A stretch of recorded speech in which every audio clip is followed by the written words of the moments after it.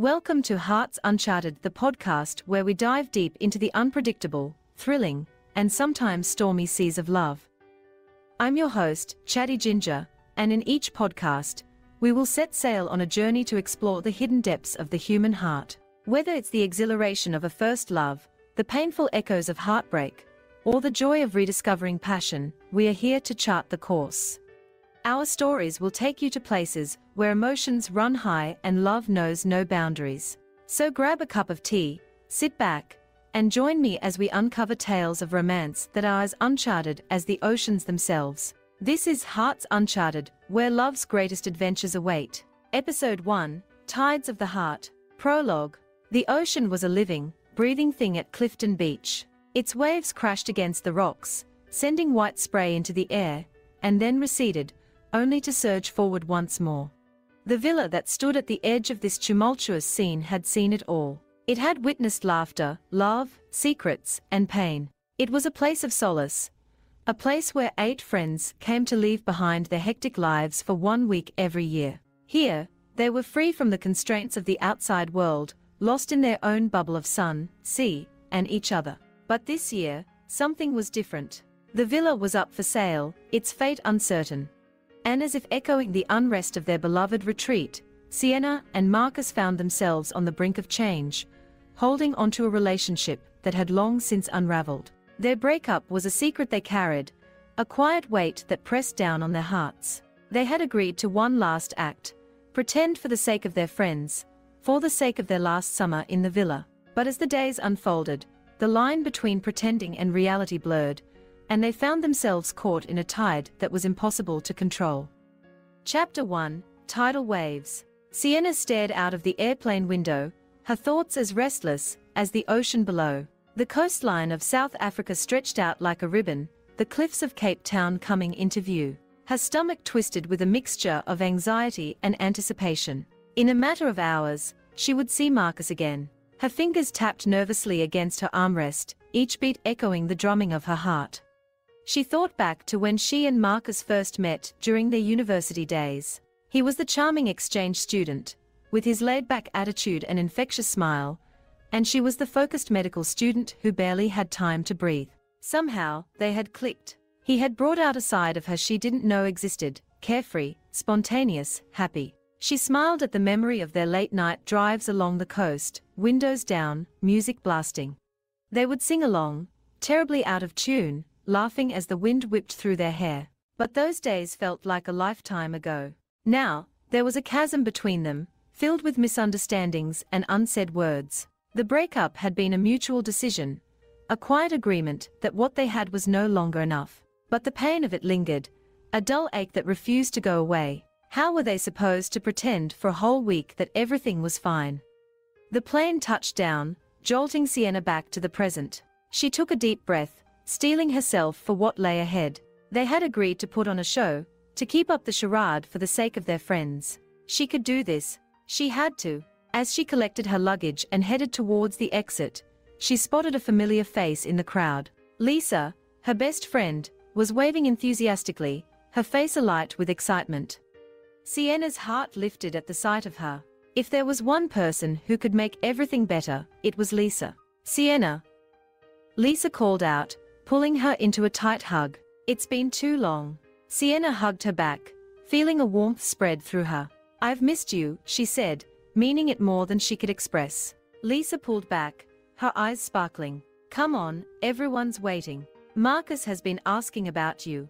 The mention of Marcus's name sent a jolt through Sienna. She forced a smile. "Yeah, I bet he has," she said lightly, trying to keep her tone casual. As they made their way to the car, Sienna felt the familiar knot of anxiety tighten in her chest. She was about to see Marcus, the man she had loved for years, the man she was still in love with, despite everything. She had no idea how she was going to get through this week. But one thing was certain, nothing would ever be the same again. Chapter 2, Undercurrents. The villa was just as Sienna remembered it. It stood proudly on the edge of a cliff, its white walls stark against the vibrant blue of the ocean. The garden was a riot of color, with bougainvillea spilling over the stone walls, and the scent of jasmine perfuming the air. Sienna paused at the entrance, taking it all in. This place held so many memories, so many moments of joy and laughter. But as she stepped inside, the familiar warmth of nostalgia was replaced by a sense of unease. The living room was filled with the sounds of laughter and chatter. Her friends gathered around the large wooden table, glasses of wine in hand. She spotted Marcus immediately, his back to her, talking animatedly to their friend, David. He was as handsome as ever, his dark hair slightly tousled, his broad shoulders filling out his shirt. Sienna's heart did a painful flip. She had spent countless nights in those arms, had traced every line of his face with her fingers. And now, he felt like a stranger. Lisa squeezed her arm, giving her an encouraging smile. "Come on," she said, leading her into the room. "Hey, everyone, look who's here." All eyes turned towards Sienna, and she was greeted with a chorus of happy exclamations.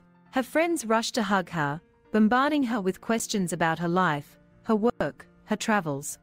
For a moment, she felt a semblance of normalcy, a sense of belonging. But then, Marcus turned around, his eyes meeting hers, and the ground shifted beneath her feet. "Sienna," he said, his voice low and warm. His eyes held a mixture of surprise and something else, something she couldn't quite place. "Marcus," she replied, forcing a smile. She hoped it looked genuine.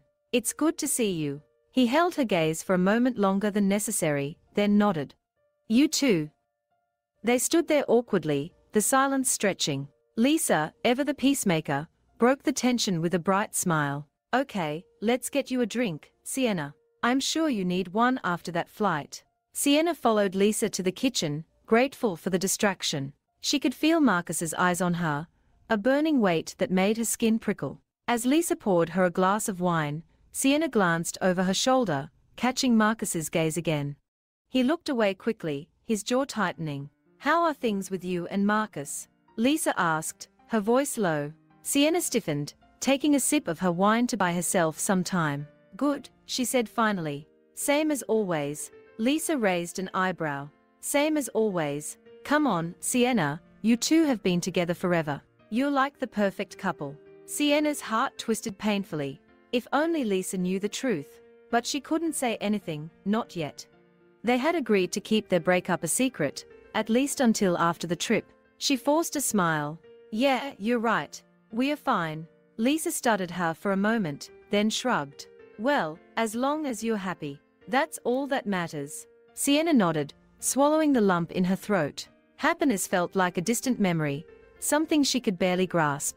But for the sake of her friends, she would keep pretending, at least for a little while longer.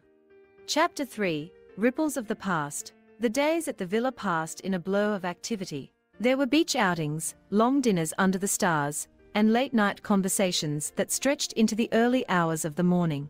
For the most part, Sienna managed to keep up appearances. She laughed, she talked, she acted like everything was fine. But inside, she was falling apart. Everywhere she looked, there were reminders of what she and Marcus used to have. The hammock on the porch, where they had spent countless afternoons entwined, whispering sweet nothings to each other.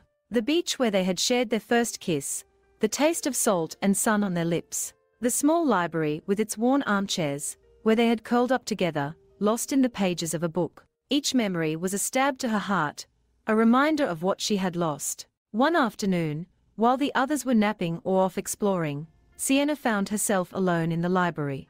She ran her fingers over the spines of the books, her eyes lingering on a familiar title. It was the book Marcus had given her on their first anniversary, a collection of love poems. She pulled it off the shelf, flipping through the pages until she found the one she had marked. The words were faded, but they still held the power to move her. "I am yours, don't give myself back to me." The poem had resonated with her then, speaking to the depth of her feelings for Marcus. But now, it felt like a cruel joke. She had given herself to him, completely and without reservation.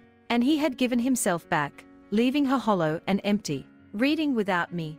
Marcus's voice broke through her thoughts, startling her. She looked up to find him leaning against the doorway, his expression unreadable. Sienna quickly closed the book, her heart racing. "Just reminiscing," she said, trying to keep her voice steady.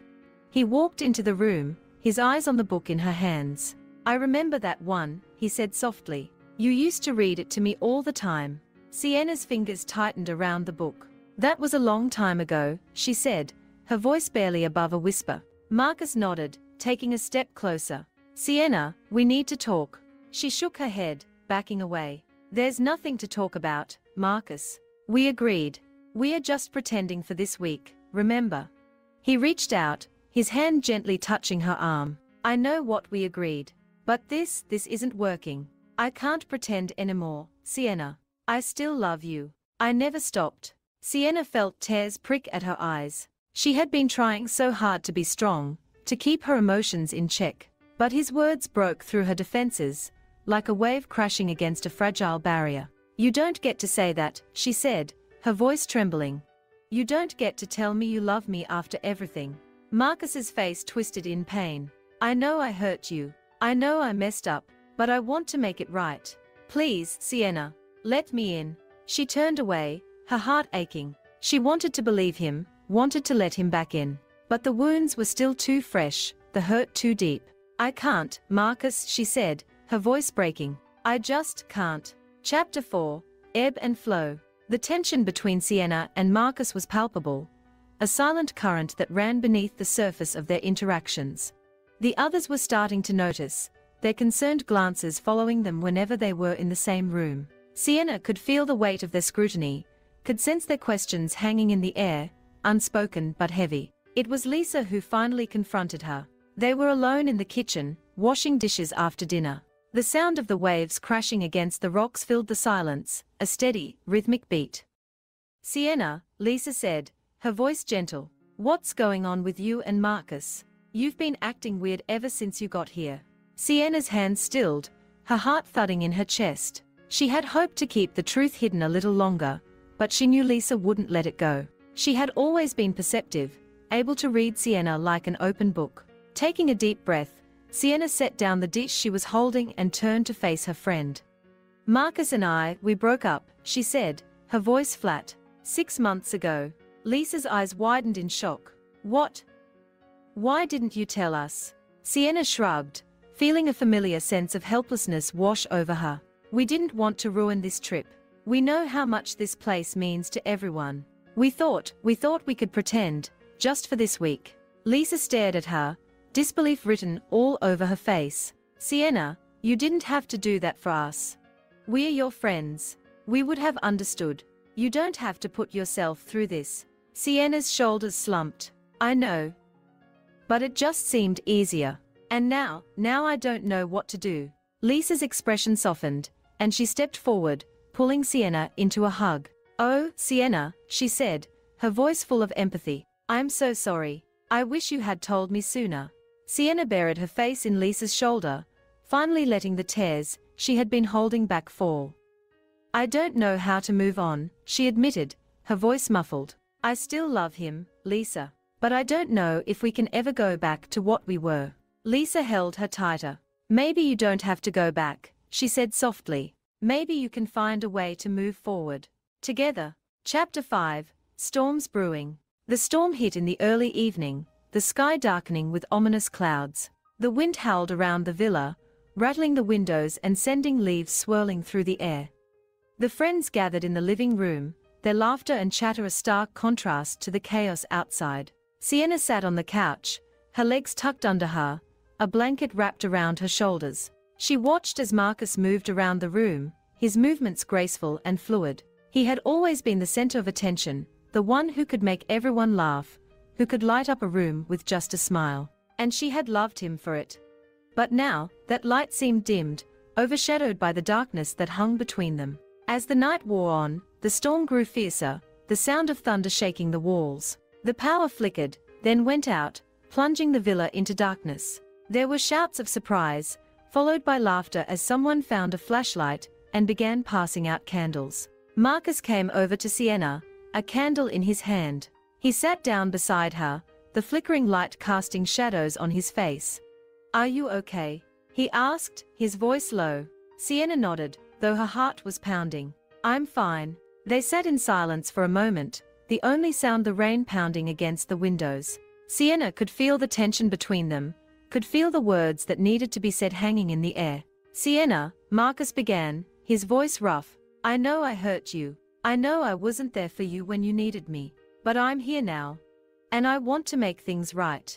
I want us to have another chance.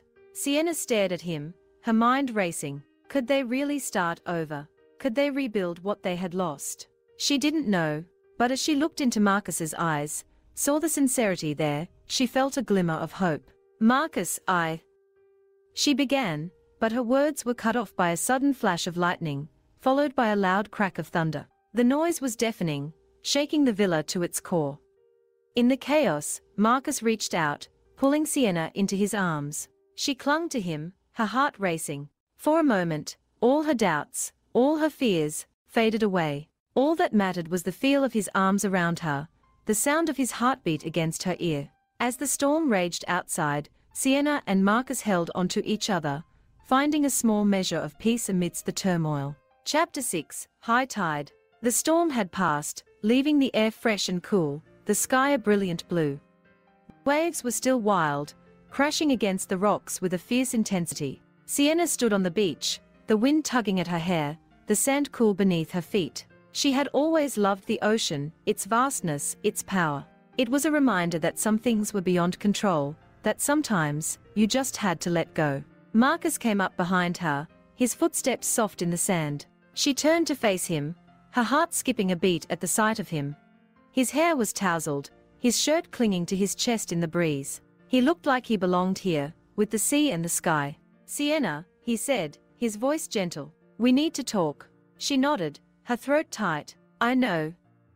They walked along the beach, the sound of the waves filling the silence. Marcus took her hand, his fingers warm against hers. I love you, Sienna, he said, his voice earnest. I know I've made mistakes. I know I've hurt you, but I want to try again. I want to be the man you deserve. Sienna's heart ached at his words. She wanted to believe him, wanted to let herself fall back into his arms. But she was scared. Scared of getting hurt again, scared of losing herself in him. Marcus, she said, her voice trembling. I love you too. I always have. But I don't know if we can go back to what we were. So much has happened. We've both changed. Marcus squeezed her hand. I don't want to go back, he said softly. I want to move forward. Together. We don't have to be who we were. We can be something new, something stronger. Sienna looked into his eyes, saw the sincerity there, the love. And in that moment, she knew. They couldn't go back, but maybe they didn't need to. Maybe they could find a way to move forward, to build something new. She took a deep breath, feeling a weight lift off her shoulders. Okay, she said, her voice steady. Let's try. Let's move forward. Marcus's face broke into a smile, and he pulled her into his arms, holding her close. As the waves crashed around them, Sienna felt a sense of peace, a sense of hope. They had a long road ahead, but they would face it together. Chapter 7, Turning Tides. The days passed in a blow of happiness and contentment. Sienna and Marcus spent their time exploring the villa and its surroundings, rediscovering each other. They talked for hours, sharing their hopes, their fears, their dreams. It was like peeling back layers that had formed between them, revealing the love that had always been there. Their friends noticed the change, but no one said anything. They were just happy to see Sienna and Marcus smiling again, holding hands, sharing glances that spoke of a love rekindled. The tension that had hung over the villa was gone, replaced by a sense of joy and peace. One evening, as the sun set over the ocean, turning the sky into a canvas of pinks and oranges, Sienna and Marcus stood on the cliff, watching the waves. The air was warm, the scent of salt and jasmine in the air. Sienna leaned into Marcus, feeling the steady beat of his heart against her back. Do you remember our first trip here? She asked, her voice soft. Marcus smiled, his arms tightening around her. How could I forget?